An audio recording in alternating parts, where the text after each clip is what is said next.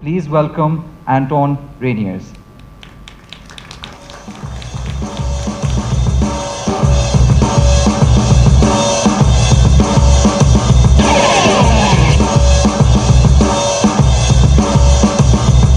Thank you, everyone. Assalamu alaikum. Thank you very much for having me. The organisers asked me if there was one song that I wanted to come on stage with, and I said, if I could just come on stage to Oasis, I could die a happy man. So I'm done now. So I'm going to be talking to you about, as I was saying, and was introduced, digital Darwinism. I believe I'm clicking here. Where's my clicker? There we go. Digital Darwinism and adapting for AI survival. I think AI is getting mentioned just as much as Gen Z, which can be a little bit frustrating, a bit annoying. I'm going to definitely try not to add to what you'll usually hear, but add in a few provocations. Also, I am very aware that I've got literally the shift straight after lunch, so I'm going to try and talk quite loudly. I'm going to try and provoke people and then bring you a little bit out of kind of like a post-lunch lull. That's the plan, anyway. I hate this slide for a number of reasons. I do have other shirts, I promise. But it's literally just a slide to help you understand a little bit of why I'm almost qualified to talk to you on this amazing stage today. I'm from advertising agencies, typically. I started off in London at the likes of BBH and Publicis. I then moved to Singapore in 2011, where I was with BBDO. I spent 2.5 years in Jakarta, which was great. I then went back to Singapore. I went in-house client-side for Netflix, which was great fun. Then I went to Google, building relationships with advertising agencies, because Google doing a great job at media, not so good at creative. I was there to do that. I then went to Dubai, where I worked with the fantastic Reyniers, who you'll hear from later, again with BBDO. Then back to Singapore, and I'm now with We Are Social. So specializing at that kind of, I guess, the tip of the spear of digital innovation today. So a little bit, I kind of know a little bit about AI. I wouldn't say that I'm a super expert, but I think I know enough about it to criticize it, or how to use it properly, even. But first, I think we need to get some definitions kind of going of what we mean by digital Darwinism, other than the fact that I'm just a big fan of alliteration. It does actually have a meaning. And certainly in the age whereby everybody is talking about AI, it is moving at a rate why we cannot possibly keep up with it. It's absolutely important that humans are involved, certainly when it comes to the strategic and the creative development process. We tend to rush into AI, not fully understanding it or knowing how to use it, and we tend to sometimes produce what is being known as and being coined as AI slop, which is, again, somewhat of the content landfill, which, unless the human arm and mind, and indeed hand, is involved, certainly from a creative perspective, can contribute to. And we don't obviously want that. We don't want to do that. So what does AI creative look like?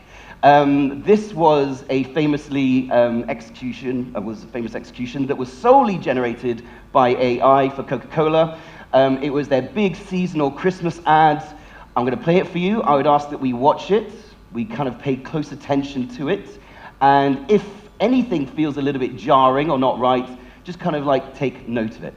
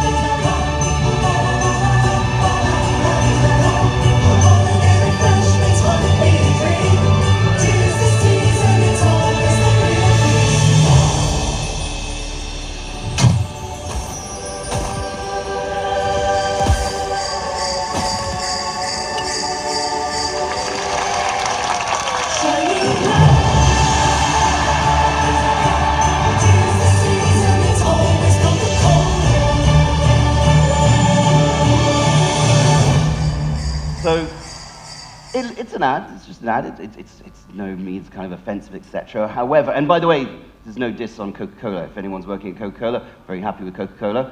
If I end up pitching for Coca-Cola, this isn't a diss on Coca-Cola. But we're just using you as an example. So it had a huge backlash. Also, a bit of, I suppose, context behind it is that particular holiday ad with the use of the Coca-Cola Christmas bus trucks is an ongoing thematic kind of piece which they've been using for decades. And AI messed with something that the Western world considered to be quite sacred when it comes to that kind of advertising. And there was huge backlash. It felt soulless, it felt uncanny, it didn't have, that human element to it. And without people really kind of necessarily being able to pick up on exactly what that was, you can just tell that it was lacking an element of soul. It lacked an element of humanity in it. I mean, again, I think probably the likes of Ali would be able to recognize the fact that you don't even see the wheels turning on the trucks, for example. Stuff like that sticks out, and it shows that it's not necessarily feeling very authentic. So what can we learn from this? We can learn that when you are kind of like sitting on years and years and years and years of creative work that has been established by your brand, and you've been doing it in a very, very real and human way, if you just go head over heels straight into the world of AI, you will be messing with equity, which people obviously believe in and feel very authentic about. This is just, for example, what the real kind of Christmas ads were like from Coca-Cola, and you can immediately feel a difference. You can feel a difference in terms of the human nature and indeed the human role that was in these particular kind of executions.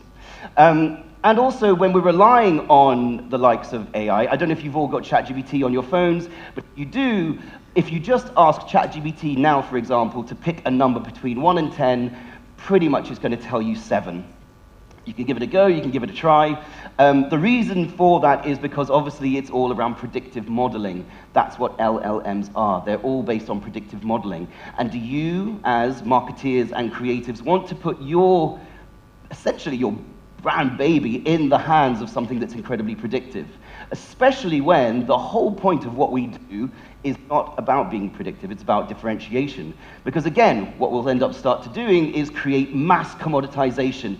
This kind of stuff should scare everybody in the room. When we start producing work that looks identical to everybody else at scale, that is worrying. And that's what AI promises. It promises creativity at scale. But again, without the human hand and without that creative and strategic guidance, we could absolutely be wandering into something that's significantly and quite dangerous, i.e. AI slop. And again, AI slop is being something that's not just talked about in the advertising world, it's being talked about certainly when it comes to the culture of the internet, and that everything is becoming commoditized and indeed less and less and less human. And again, when you're now starting to think of, I guess, not even just the lifespan of CMOs, but you're thinking of the lifespan of companies, that is, again, increasingly worrying. McKinsey, for example, have noted that the average lifespan of an S&P 500 company has gone down dramatically from 60 years to just 18 within 4 decades. That's huge, that's massive in terms of the lifespan of companies. And what we don't want to be doing, certainly, is sending these brands into the AI slop without managing them properly and significantly. We do not want to be sending them into digital Darwinism, as it were. And again, I've spoken to many kind of marketeers, and when talking to them about AI, certainly on the run-up to this presentation, and asking them specifically, so what is driving your desire to go into AI? Oh, it's going to be great. We're going to save X amount of thousands here, we're going to save X amount of thousands here, we're going to save X amount of thousands here. And I was like, yeah, but what about the work? Oh, I haven't really thought about that. But yeah, you should be thinking about that. Heinz, for example, put their hands into AI. I think, well, I've made it pretty obvious what's the matter with this kind of particular composition on this execution. But this is what happens when, again, you lose the human hand and the craft of creativity and you put it into AI solely and completely. You start having weird stuff like this, which becomes unbelievable, it isn't authentic, and indeed, it's kind of a bit of it's a creative crisis, essentially. So do not be just run and driven by efficiency. Efficiency is not a strategy. It's kind of just a reason why you could get it through the door with your finance when looking to build into AI and cut costs. But cutting costs is not going to do you any favors. Because what AI can do is get you efficiently into trouble. AI isn't necessarily acutely aware of the nuances of diversity and inclusion. I don't know if everybody's aware of this particular execution that landed Heinz into a lot of trouble, because AI did not appreciate or understand the nuance that there is a stereotype around black fathers not being around in families. This innocent execution wandered into that stereotype quite innocently and obviously got Heinz into a lot of trouble. Essentially, it was just trying to build a composition that worked, but it did not appreciate or recognize. What also was a bit strange is that, yeah, the clients nor the agencies kind of allowed this to go out the door, and again, created a huge amount of backlash. Not only that, but, and by the way, I'm not dissing completely on AI. This story does get better in terms of AI and how AI can help us, just so we're clear.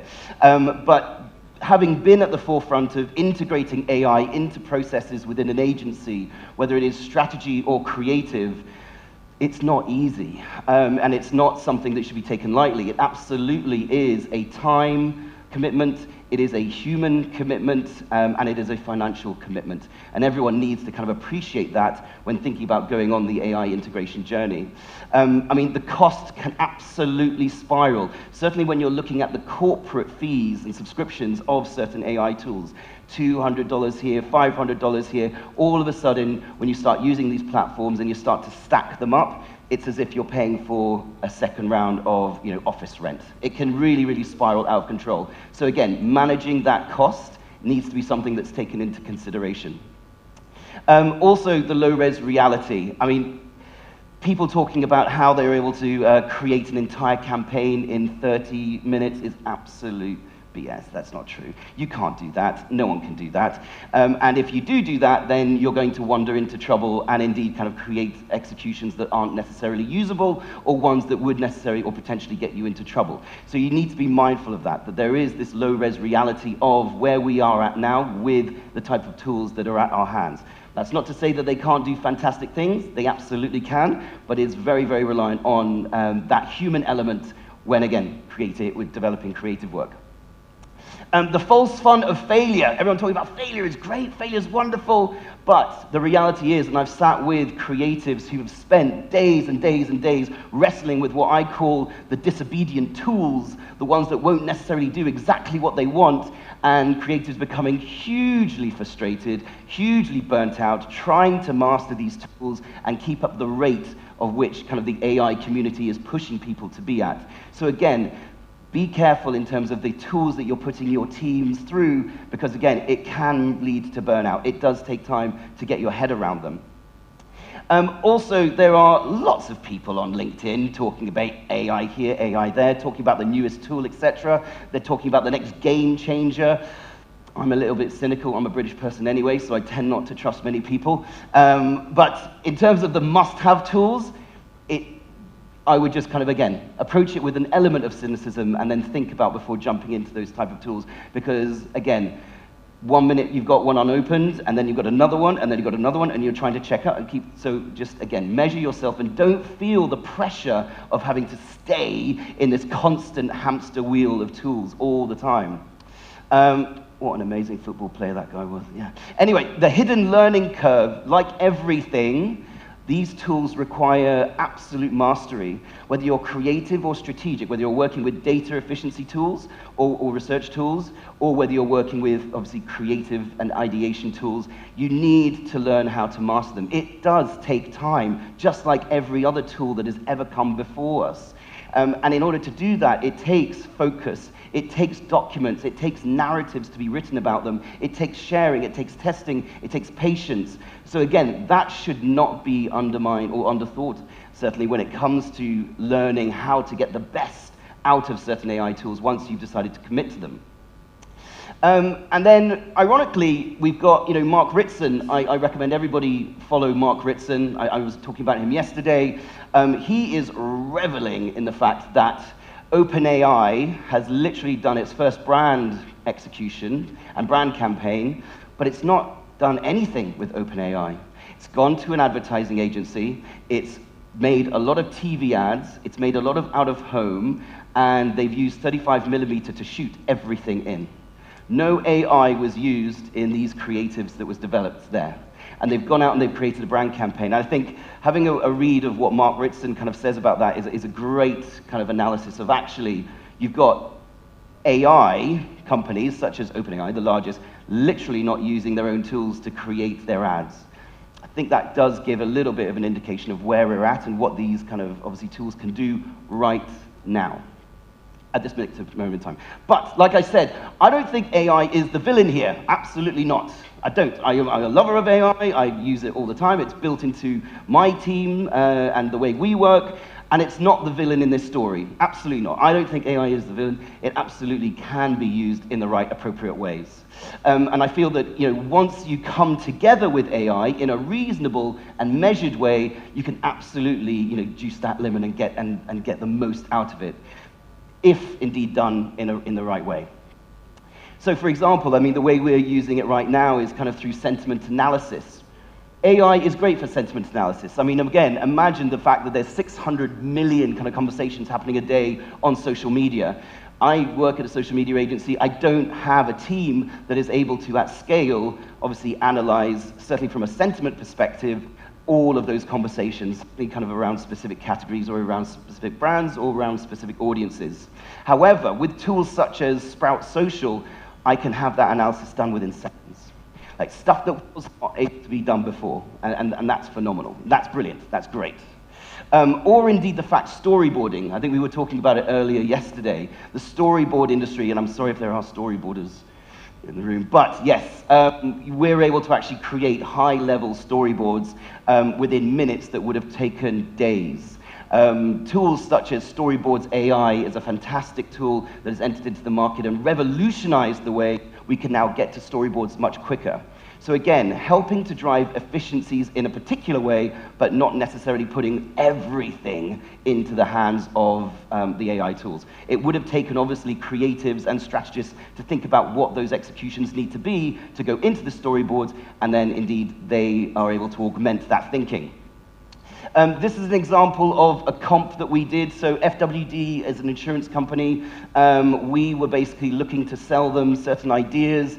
And this is an example of what AI has managed to do for us when we've kind of comped up together ideas, which is all around kind of bringing certain audiences into the world of, and why they would need to use FWD in a more kind of contemporary way.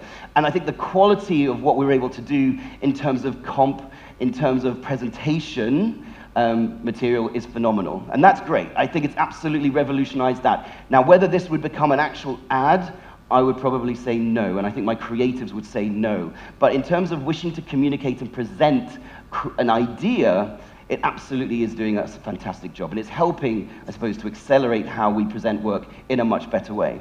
And this was another example also. So again, this kind of stuff we would never have been able to do before a client presentation. Now we can bring client presentations to life much more than literally what we were doing before, such as the traditional storyboard. So I'm going to leave you with kind of 3 ways to survive what I'm calling kind of digital Darwinism, given the fact that we've talked about the threats and I suppose what it, the pitfalls, if you will, of AI, but how can we survive it in a real way? And I think it's pretty obvious what I've been kind of getting at really, which is around, number 1 is all around, it's to augment, not automate. And what I mean by that is your creativity, your strategic thinking absolutely should be the spine of what you're doing, but put it then into AI tools to help kind of supercharge it. So 56% of marketers using AI for idea generation still felt like they had to tinker around and play with them, and a lot of the output is unusable. So that is absolutely a crucial and huge statistic that you shouldn't be putting everything into the hands of AI. It absolutely must be that marriage between you and the tools. And then there's the beautiness, sorry, that's not even a word. There's the beauty of human weirdness. There's the unpredictability of human weirdness. The whole definition of creativity is 2 random things coming together and imploding together in order to create something original, unique, and compelling. Now, if that is the definition of creativity, it flies in the face of what AI is built on, which is predictive modeling, literally to be predictive. So MIT did a great piece of research which I think supports much of what I'm trying to say today, which is that human-only teams produced 40% more novel creative ideas than those of the AI-assisted ones. It was a fantastic experiment. But what AI teams did do is that they were able to show a silly amount of incremental refinements to those ideas and also research learnings. AI is fantastic, for example, A/B testing. Use it for that. Wonderful, wonderful, wonderful. But when it comes to the very, I guess, beginnings of idea generation, it might not necessarily be the best thing to do when you're looking to put everything, or certainly you wouldn't want to put everything into the hands of AI. So keep human weirdness. It's the only way to make your work, differentiated. Also, designing for trust. We are now wandering into an era where trust is incredibly difficult to achieve, certainly with Gen Zs. Which I know are important. They are a cynical generation, though, and they don't really like brands. So the more you put stuff into the hands of AI, the more you're going to necessarily wander into trouble. So again, 63% of people distrust ads that they believe were created solely by AI. So you have a trust issue already before you even create an execution that's going to look not that great. However, if you're going to use AI in any way, shape, or form in terms of the production of your creative work and your marketing material, as soon as you absolutely kind of declare it, you will then become and be seen to be much more transparent and therefore more trustworthy, which goes to, it's pretty much common sense, really. So again, thinking about how you would do that and be very transparent when you start to use AI in your marketing material. And so we've started to think about how we're going to do this at We Are Social, and we started by creating, what we wanted to do was create something that was AI and indeed very human. And we started with wondering how we were going to create a retail assistant and how we were going to innovate the AI chatbot world, which is not the most sexiest thing in the world, but we wanted to obviously bring an element of fun to it and an element of humanity to it and make it quite useful and engaging. So we started with, what is the one response when customers are confronted with AI chatbots? Does anyone have an idea? When you enter into a platform or you're confronted with an AI chatbot, is there anything you consider you'd say first to it? Well, our research really kind of said, I want to speak to a human. So immediately, everyone is trying to go around speaking to this chatbot. It happens at scale. I want a human. Yeah, we are now connecting you to a human. Okay, thank you. And that's obviously a problem. So there's clearly an issue that AI is not doing a very good job at being very human, not being very personable. So what we wanted to do is we wanted to innovate that and completely change it. So we created for Sketchers, which was a pilot, what we called Luna. Now, Luna is a character, speaks in a very human way, and sits in this panel whereby people come into the store and they engage with Luna, and Luna takes a photo of you, starts talking to you about what your style is like, and because it can have access to the whole inventory of what Skechers is, and Skechers has a problem in that it's only known for trainers, but actually it has a lot of other apparel items, it is then able to plug into all the kind of inventory and then start making recommendations to you. Personalized based on your look, based on your size, based on your style, based on responses that you give in real time to what essentially is a booth. And so therefore it's a much more interactive, much more fun, much more human, much more personalized way to interact at retail. And so it looked a little bit like this. I've got a bit of a case study that can do a bit of a better, I suppose, explanation of it, which is this. Have you met Shireen? She's the one forest bathing every Saturday. Or Ashi. He's all about movie nights and he's secretly a believer. They could be your customers, but the truth is, you barely know them. So how do you connect with every unique Shireen and Ashi? Turn that connection into loyalty? And ultimately keep them spending? Hey there, I'm Luna, an AI-powered agent here to help you with that. But I'm not just a chatbot in a box. Think of me as your brand's smartest salesperson. I can learn about your customers on the go, on their favorite app. Here to talk whenever they need me, or when I meet them at your brand's physical space. Getting the best of both worlds. So when Skechers wanted a more personalized shopping experience for their customers, I popped in as the perfect fit, becoming the brand's first ever AI brand agent, stylist, and retail assistant. Take it away, narrator. As a 3-in-1 powerhouse, Luna was armed with first-party data, image recognition technology, and real-time cultural trends, and gave every unique customer hyper-personalized product recommendations. How about these red shoes to complete your athleisure Swiftie look? She brought her personality and was the star of the store, pulling in foot traffic, sparking curiosity, and starting conversations. And the magic doesn't stop there. High up in some cloud, Luna continued to collect first-party data with every interaction, feeding Skechers CRM for smarter retargeting. Naturally, we kept them spending. With Luna, we saw more active discovery, longer stays, an increase in sales, as well as deeper customer relationships. The headlines poured in too. Luna came and delivered, making her mark around the world. So, are you ready to let me work my magic?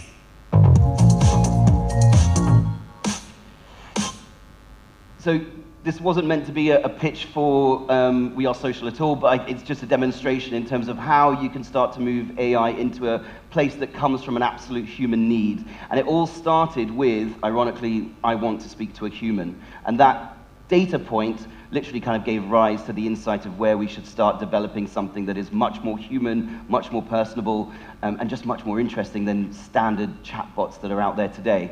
And so if I was to leave you with one, I suppose, comment, we go back to Darwin, which is that it's not the strongest of the species that survives, nor the most intelligent, but the ones that are going to be most responsive to the right kind of change. And when talking about the right kind of change, it's obviously around that world of AI.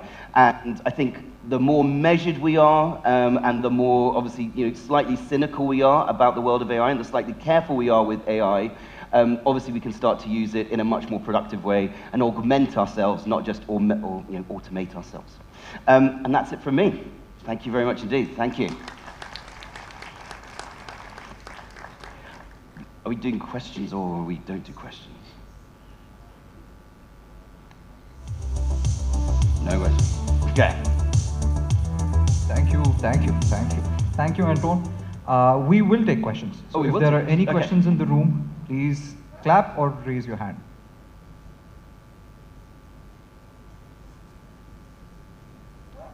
None? There is one question, Najam, my friend. Hello. Hello. I think there's a recent trend where everybody now wants, like every brand tries to have an AI ad.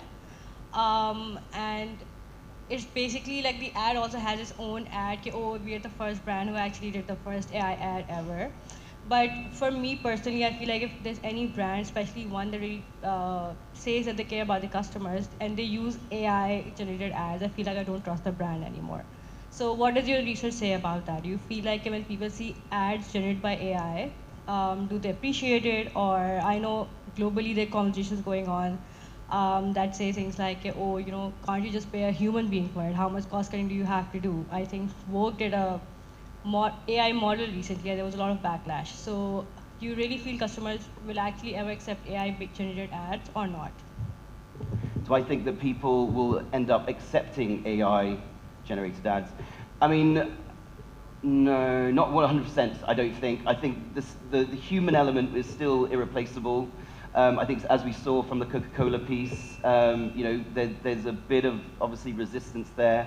There's also the now world of AI influencers. And I think every piece of research that we've kind of seen when it comes to what drives people to follow specific influencers and creators is around raw authenticity. And I don't think you can get raw authenticity if indeed you're having AI-generated influence, for example. Whether that's going to change over time, I think of course it will. I think the acceptance will obviously start to increase. I think Gen Z will obviously start to grow up with AI in their lives far more than, I suppose, the generations before them. But I think at this moment in time, I think we need to be just taking that at a little bit more of a measured pace. I think right now, just throwing everything into and reliance on AI is probably quite commercially dangerous, I think, and creatively dangerous. Great, great. Do we have any more questions?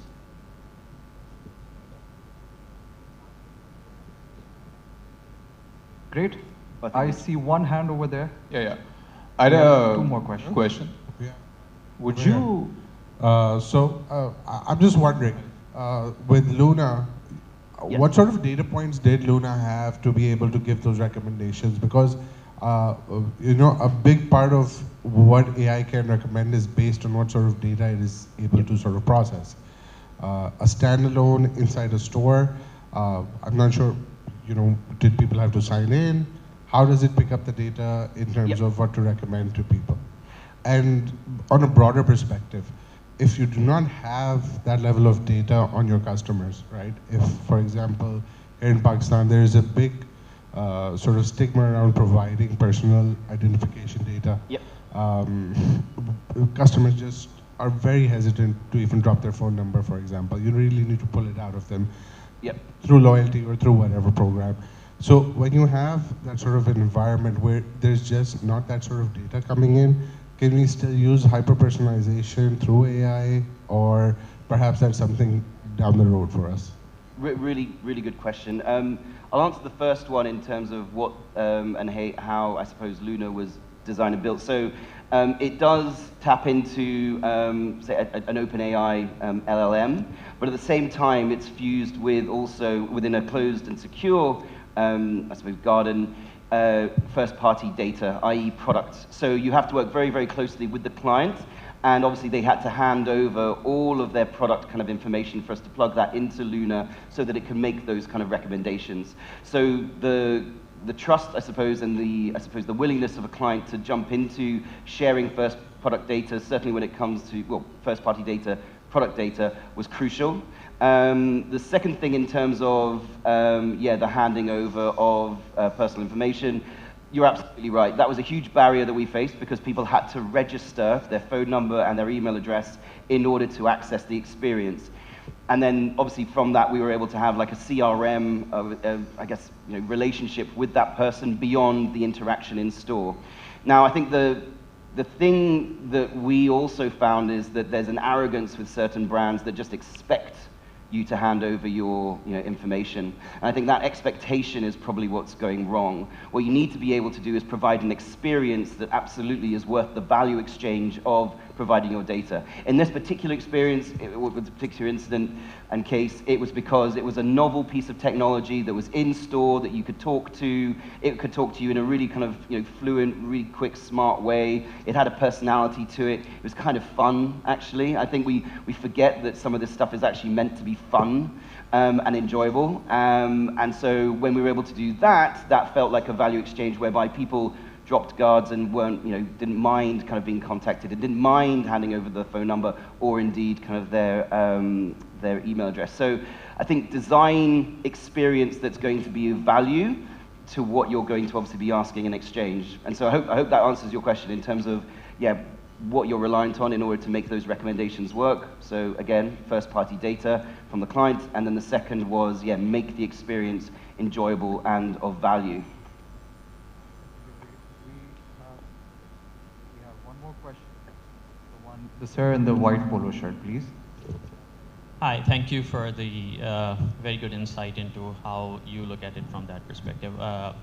What I was hearing while you were covering the section is we don't necessarily need to look at AI from the perspective that it is going to replace the existing process, rather use it to complement and maybe reduce the time that you have to spend and bring in the efficiencies. However, when it comes to the Luna example, that's where it was exactly completely AI based on, and what I was hearing is predominantly not just using AI for the sake of AI, using it to maybe give more. That must have been me. Yeah. Sorry. More personalized experience. Yes, yeah. Not just use it for the sake of it, maybe reduce cost per se, but give something over and above that adds value to the life of the consumer, perhaps. Absolutely. So the problem that Skechers was facing, and it was an actual, it was an actual real kind of, I suppose, business issue is that there's a perception problem that Skechers only does trainers, when actually it does lots of other stuff and lots of other different sports apparel, from jackets to t-shirts, etc., to jogging pants, but people don't know that. And Luna was a way to, I guess, bridge that gap into a much wider world of a product inventory from just, I suppose, a moment of truth, literally within store.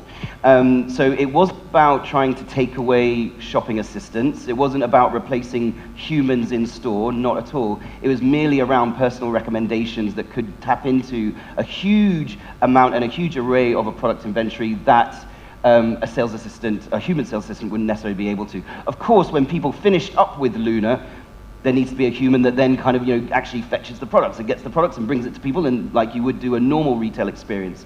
But yeah, it was a way to augment and enhance the retail experience, not kind of drive efficiencies per se, other than answering a business problem of trying to bridge the gap of lack of awareness of a much wider array of products that they have.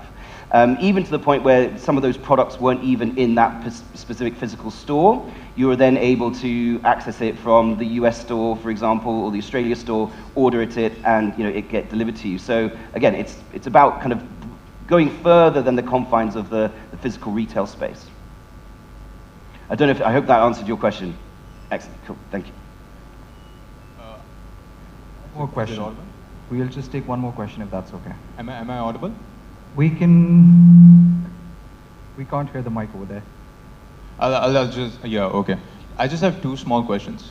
Number one, would you agree that social media algorithms are designed in a way that it incentivizes and pushes content that does well with masses? Ooh.